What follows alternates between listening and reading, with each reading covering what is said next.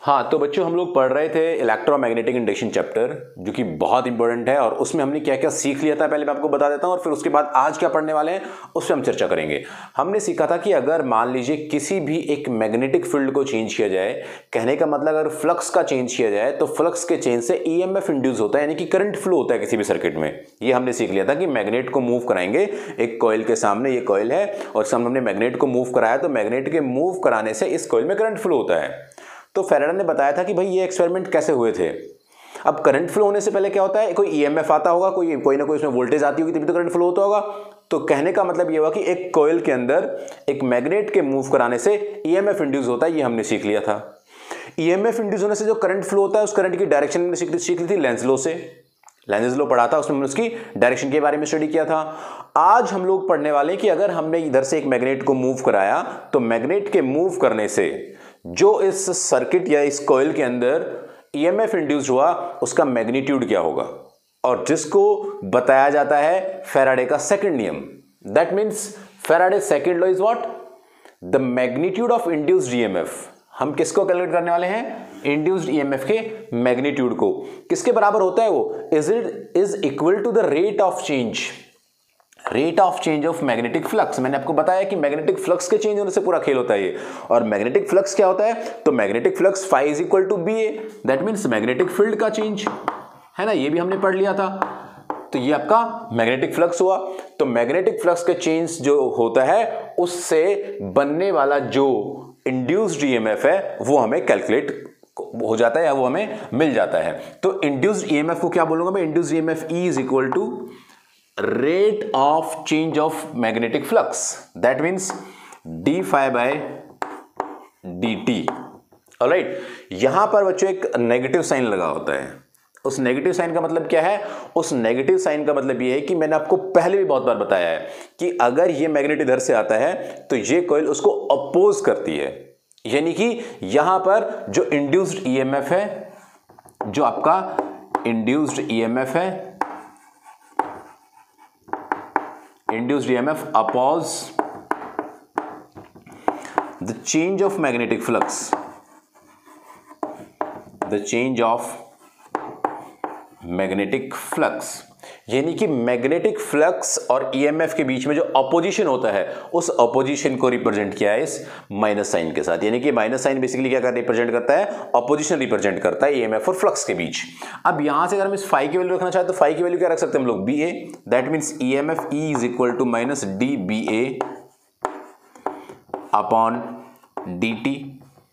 This is for one turn. अगर हमारे पास एक ही टर्न है कॉइल का इस तरह से तो हम लोग क्या कहेंगे उसके लिए कि हमारा फॉर्मूला ये हुआ। और अगर मान लीजिए वो n नंबर ऑफ टर्न्स, यानी कि कॉइल में बहुत सारे नंबर ऑफ टर्न्स हो तो हम लोग क्या कह देते हैं, that EMF E is equal to minus n। इस बी ए को मैं डी फाई लिखूं तो क्या, d phi by d t. और ये जो फ्लक्स है कौन सा फ्लक्स है, दैट इज मैग्नेटिक फ्लक्स।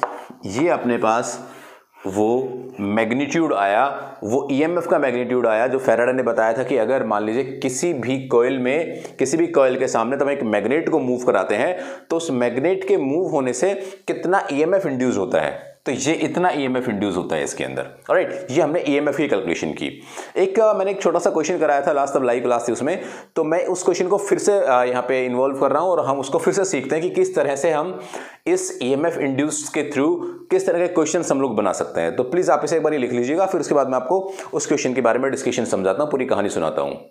चलेगा, पॉज करके लिखना आप। चल आपने लिख लिया तो फिर अब आते हैं हम लोग उस क्वेश्चन पर। ये क्वेश्चन मैंने पहले बताया था आपको कि क्या, अगर मान लीजिए मेरे पास कोई एक कॉइल है, ऐसे कॉइल है जो इस एंड से ओपन है, यहां से ये टूटी हुई है, खुली हुई है ऐसे,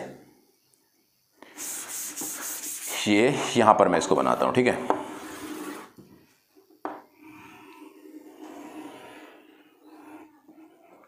इस एंड से ऐसे ऐसे खुली हुई है, बाहर वाला एंड मैंने आपको बताया, राइट। और इधर से हम लोग ये मैग्नेट को मूव कराते हैं, राइट। ये मैग्नेट का नॉर्थ पोल है मान लीजिएगा, उधर साउथ पोल रहा होगा मैग्नेट का, ये इधर साउथ पोल है। अच्छा, अब यहां से हमने देखा कि मैग्नेट इस डायरेक्शन में इधर मूव करता है, तो बताइए यहां पर जो ये ए है और ये जो बी है, इनमें से ए कैसा चार्ज होगा और बी कैसा चार्ज होगा। तो जैसे ही देखो वहां से मैग्नेट आया तो मैग्नेटिक फील्ड इस डायरेक्शन में, मैग्नेटिक फील्ड इस डायरेक्शन में। अब जो इस डायरेक्शन की मैग्नेटिक फील्ड है उसको ये वाली कॉइल करना चाहिए अपोज, यानी कि मैग्नेटिक फील्ड किधर बनाएगी, ये वाली मैग्नेटिक फील्ड बनाएगी दूसरी तरफ। अगर इधर से, फिर से मैं रिपीट करता हूं, देखो ऐसा है ये पूरा, इधर से अगर ये मैग्नेट आया तो मैग्नेट ने नॉर्थ पोल से फील्ड लाइन इसके अंदर एंटर की, पहले 1 फिर 2 फिर 3 फिर 5।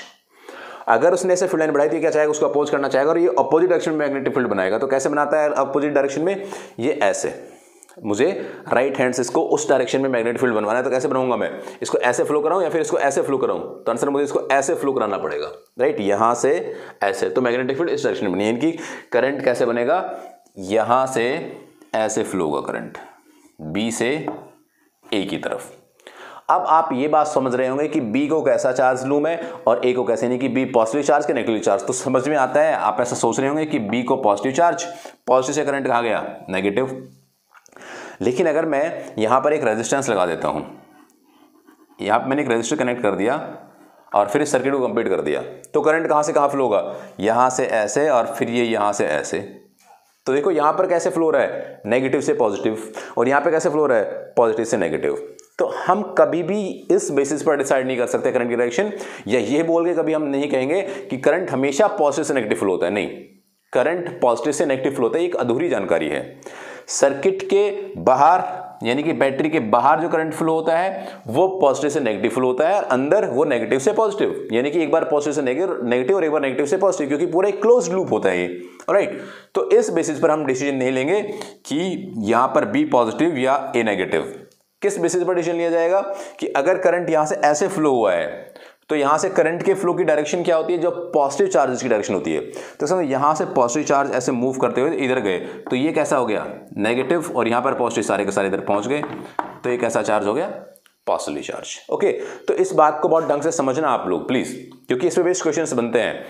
करंट जिस डायरेक्शन में फ्लो होगा उसमें हम पॉजिटिव को फ्लो कराते हैं, करंट जिस डायरेक्शन में फ्लो होगा उसमें हम पॉजिटिव चार्जेस को फ्लो कराते हैं, और वो पॉजिटिव चार्जेस यहां से फ्लो के यहां पर इकट्ठे हो जाते हैं, तो ये पॉजिटिव टर्मिनल और ये नेगेटिव टर्मिनल। अब बाहर कैसे भी आप फ्लो करा लीजिए, पॉजिटिव नेगेटिव फ्लो हो जाएगा वो। तो इस तरह की प्रॉब्लम्स आती है। अब इसको दूर लेके जाएंगे तो क्या, नजदीक ले आएंगे तो क्या, साउथ पोल लेके आएंगे तो क्या, नॉर्थ पोल लेके आएंगे तो क्या, इस तरह की इसमें क्वेश्चंस बन सकते हैं। लेकिन ये ईएमएफ का जो अपना मैग्नीट्यूड का फॉर्मूला था वो ये है, आप इसे लिख लें। मैं आपको एक न्यूमेरिकल कराता हूं, इससे बेस्ड किस तरह का न्यूमेरिकल पूछा जा सकता है। एक क्वेश्चन करते हैं, चलिए बच्चों एक न्यूमेरिकल सॉल्व करते हैं। आपको स्क्रीन पे न्यूमेरिकल, आप इसे न्यूमेरिकल को पढ़िएगा, स्क्रीन पॉज करिएगा और एक बार इसे सॉल्व करने की ट्राई करिएगा, राइट।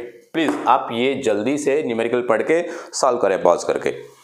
चलिए आपने ट्राई किया, मैं इसको सॉल्व करता हूं। देखिए, the magnetic flux through a coil perpendicular to the plane is varying according to the relation, यानी कि फ्लक्स का उसने रिलेशन दिया जो कि परपेंडिकुलर है, वो बात आप दिमाग में रखना, 90 degree angle, 5t³ plus 4t² plus 2t minus 5 weber, ये उन्होंने फ्लक्स दिया।